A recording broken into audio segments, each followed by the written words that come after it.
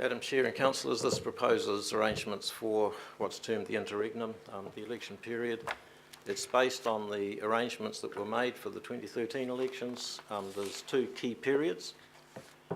You people, your term of office comes to an end the day after there is the public declaration of the election results, and the electoral officer expects to be announcing in the paper the election results on the 15th.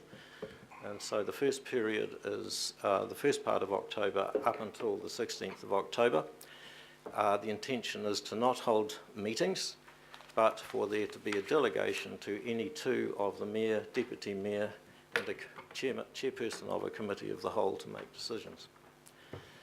The second period is the period from when new members' term of office commences, which is the same date, the day after the public declaration of results, up until when new members can actually act as members after they have made their declaration. And so even though they have commenced their term of office on the 16th of October, they're not able to make decisions until they're sworn in.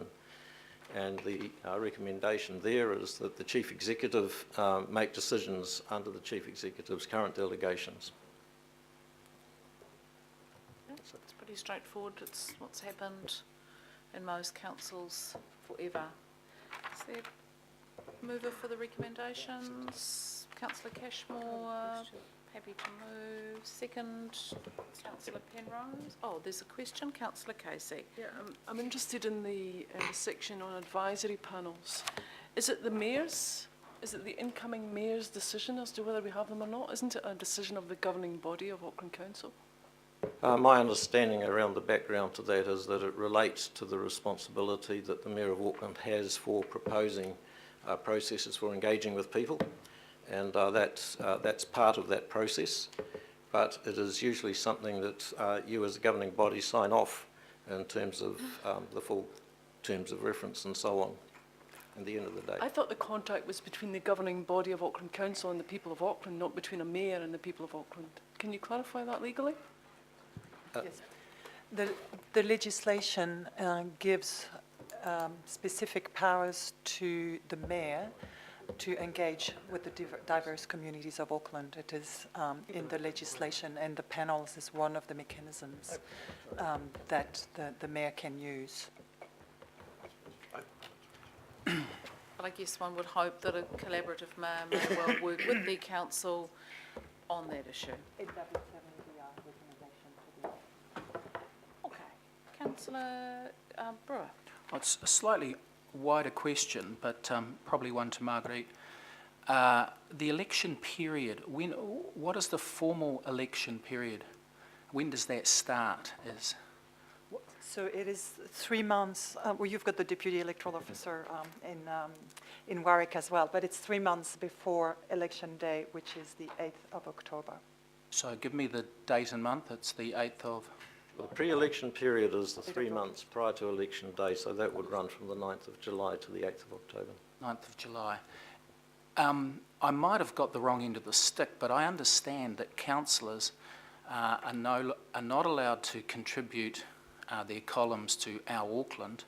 The next one due on Monday is the last one. And so given that the period is not till the 9th of July, it seems that June and July would be an opportunity to continue business as usual. Yeah, the early advice on that, we had, someone said one more, it's 2 more. So there are 2 more opportunities for you to have your columns, and then all columns and photographs will cease, which is in a... Okay, so we've got, to clarify that, we've got the May edition and the June edition. Yep. Thank you. Yep. Which is pretty fair. Can't be using our positions for advantage. Councillor Walker. Sure. Totally concur with all of that, but just one question about contact information.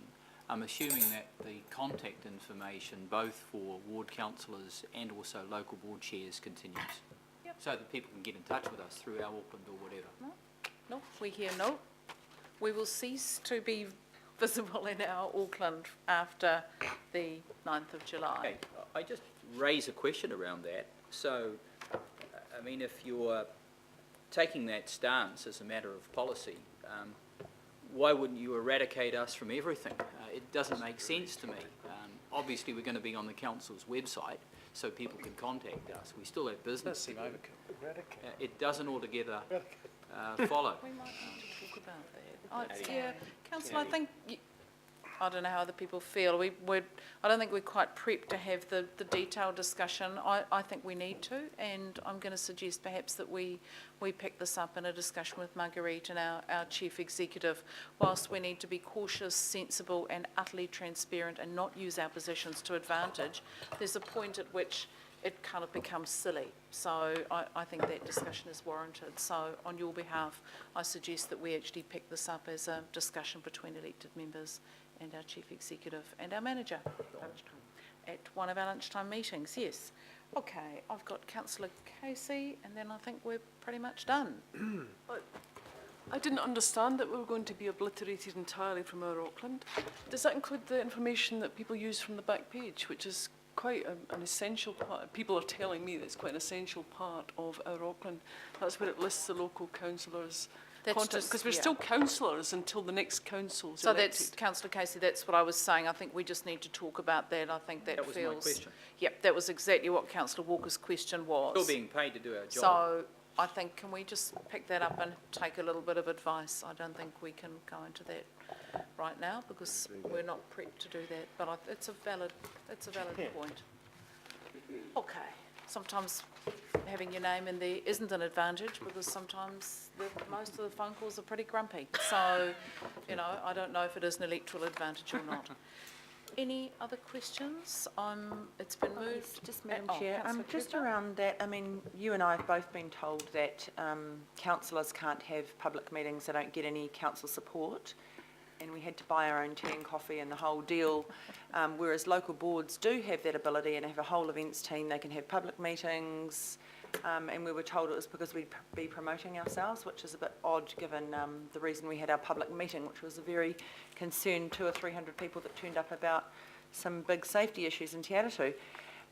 So in terms of not allowed to be promoting yourself, what happens with local boards? Are they allowed to go out with their banners and gazebos at every event promoting themselves? Because I do actually think there's quite a parallel there where councillors aren't allowed to do that but local boards are, and it seems a bit odd to me. So how are we going to address that? Yeah, councillor, I think we will get an answer, but it does seem to me that we need a good in-depth discussion about how we deal with this leading up to the election.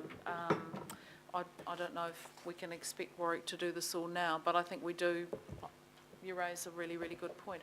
Warwick, have you got a comment for now? I can make a short comment. The policy that was presented to you people a couple of meetings ago referred to local events, and in the pre-election period it made a statement that events were going to be managed quite tightly, and so an approval process is being set up where people proposing to have events during the pre-election period will actually need some sort of sign-off, and that applies not only to regional events but also to local events.